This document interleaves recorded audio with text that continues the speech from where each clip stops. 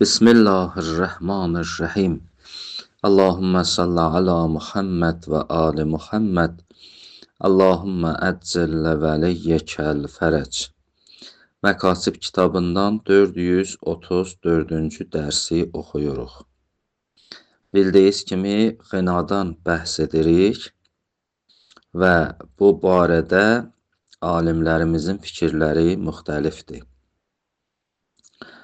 Və axırıncı dərsimiz bu yönümdə idi ki, Mühəddis-i Kaşani və Muhəqqiq-i Səbzivari bunlar ғinanı öz-özlüyündə haram bilmədilər. Və buyurdular ki, ғina o surətdə haramdır ki, əgər bir xarici haramla birləşə, yəni bir musiqi aləti ilə ғina olunsa. Və bu barədə rivayətlər də gətirdilər. 2-3 dənə rivayət oxuduq və mərhum Şeyx Murtəza Ənsari bu rivayətləri tövcih elədi. Və buyurdu, insaf budur ki, bəli, bu rivayətlərdə bu dəlalət var. Bu dəlalət var ki, məsələn, gəlin gətirdikdə, qadınlar olan surətdə, əgər bir müğənniyə qadın orada oxusa, bu həlaldır. Amma kişilərlə qarışıq vəziyyətdə oxusa, bu haramdır.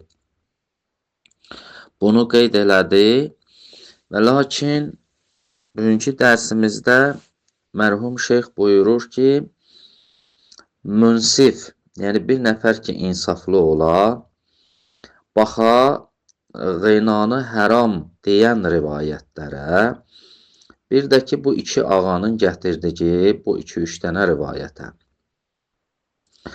O ki, ғinanı haram bilirlər və mütləq şəkildə o rivayətlər var ki, insan o rivayətlərə baxdıqda, insaf budur ki, o mütləq haram bilən rivayətlərdən əl götürməz. Yəni, bu 2-3 dənə rivayətə görə o rivayətlərdən əl götürməz. Məxsusən o yerdə ki, o rivayətlər ki, mütləq şəkildə ғinanı haram bilirlər, onların taaruzu var bu rivayətlərinə. Vaxtı ki, taaruzu var bu rivayətlərinə, o itlaq mütləq surətdə deyən rivayətlər deyirlər, ғina haramdır, mütləq şəkildə.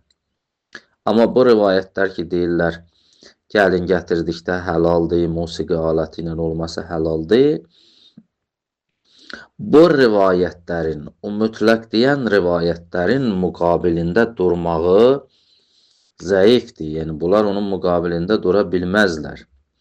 Vaxtı ki, dura bilməzlər, insan necə bu 2-3 dənə rivayətə görə o qədər rivayətləri, mütəvatir rivayətləri tərk eləsin və desin ki, ғina həlaldır.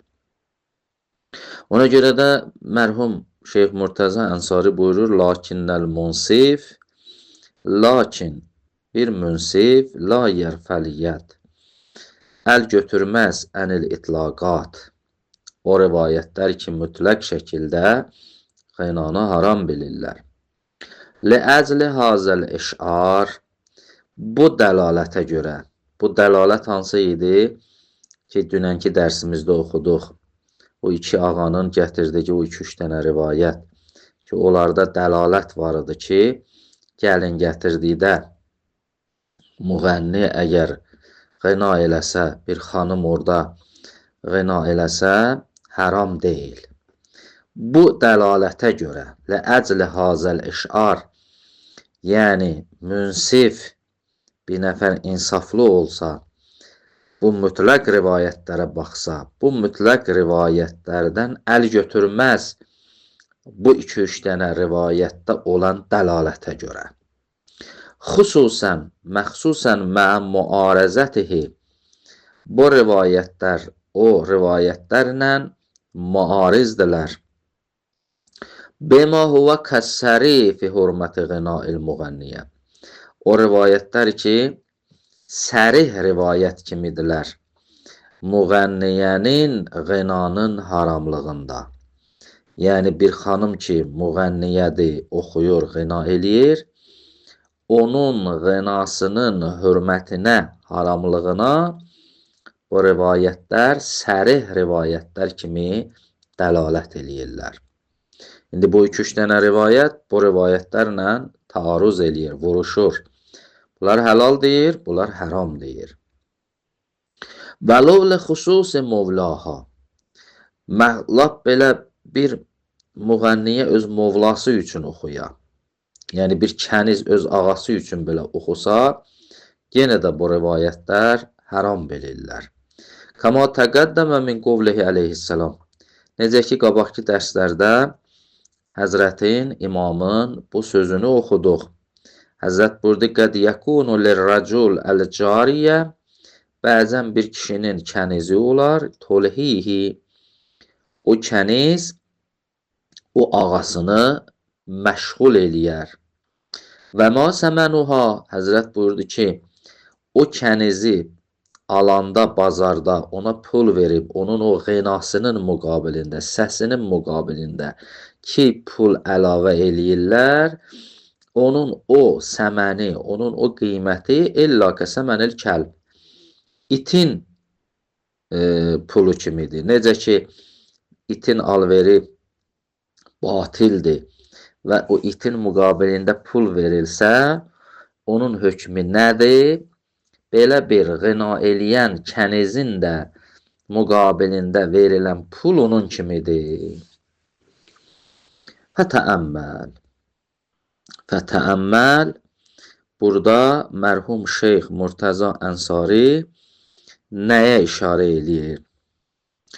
Buyurdu, fətəəmməldir. Biz bu hökmü dedik belə və lakin bu rivayətdə ki, oxuduq, qəd yəkunu lirrəcul əl-cariyə tolhihi, bu tolhihi, yəni onu məşğul eləyən. Və təəmməl buyurur ki, burada ehtimal var, bizim bu sözümüz düz deyil. Çünki tolhihi kəniz ağasını məşğul eləyən. Bu yetirmir ki, ancaq qına ilə məşğul eləyən. Mümkündür tarçalmaqla məşğul eləyən. Mümkündür tütək çalmaqla məşğul eləyən, mümkündür başqa bir alətlərlə məşğul eləyən. Yəni bunu tək qınaya şamil eləyək, burada biraz fikrə ehtiyacı var. Ona görə təəmməl deyir, yəni burada sən düşün, düzdür biz hökmü belə dedik, amma ehtimal var burada tolhihidən məqsəd tək qına deyil, bəlkə başqa məşğuliyyətdir. Fəbil cümlə فَزَعْفُ هَذَا الْقَوْلِ بَعْدَ مُلَاحَظَةِ النُّصُوصِ أَظْهَرُ مِنْ أَنْ يَحْتَاجَ إِلَى الْإِظْهَارِ. Buyurur, nəhayəti budur ki, mühəddisi Kaşani, mühəqqiqi Səbzivarinin bu rəyi zəifdir. Bədə mülahəzətin nusus. İnsan bu nəsləri mülahizə eləyəndən sonra bu qovlun zəifliyi əzhərdir, nəinki ehtiyac var onu izhar eləməyə. Yəni, insan bu dəlillərə baxandan sonra bu iki ağanın rəyinin zəifliyini özü biləcək. Daha ehtiyac yoxdur ki, onların rəylərinin zəifliyini izhar eləyəsən. Və ma əbəd ma beynə haza və beynə ma səyəci'u min fəqriddin. Mərhum şeyx buyurur, bu iki ağanın sözü, mühəddisi Kaşani, mühəqqiq Səbzivarinin sözü ilə gələcək Fəxrüddinin sözünün arasında nə qədər uzaqlıq var. Fəxrüddin onun rəyini oxuyarıq. Fəxrüddin buyurur, ümumiyyətlə gəlin gətirdikdə də, o gəlin məclisində də qadınlar ki, yığışır bir yerdə, hətta orada qina eləmək haramdır.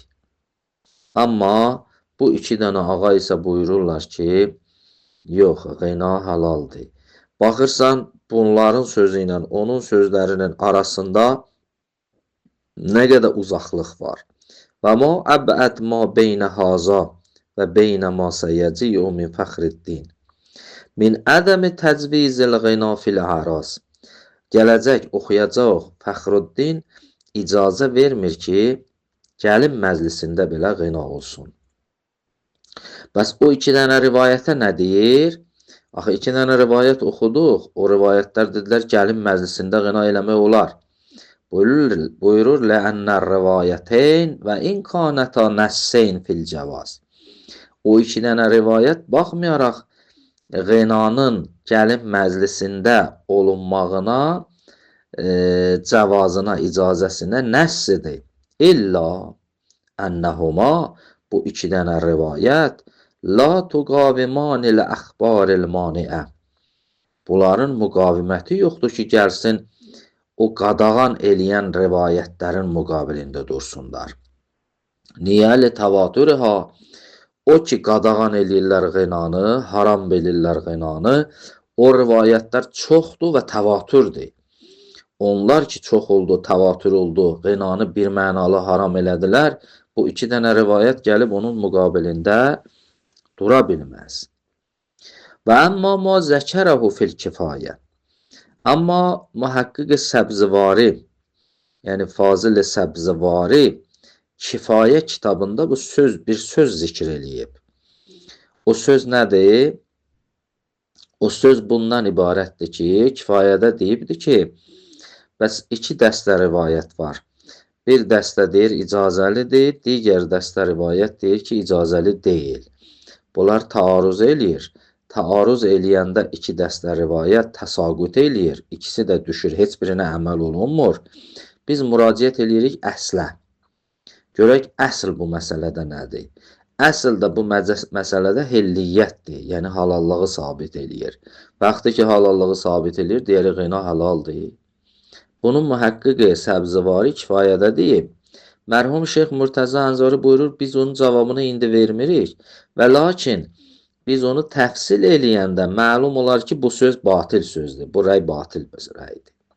Və əmma ma zəkərəhu fil kifayə, o ki, mühəqqiq Səbzəvari kifayə kitabında zikr eləyib, min taarruzi əxbaril mən, buyurub ki, o mən eləyən, yəni qinanı haram eləyən əxbar, rivayətlər, muarizdir lil-əxbaril varidə fi fəzli qiraətil Qur'an.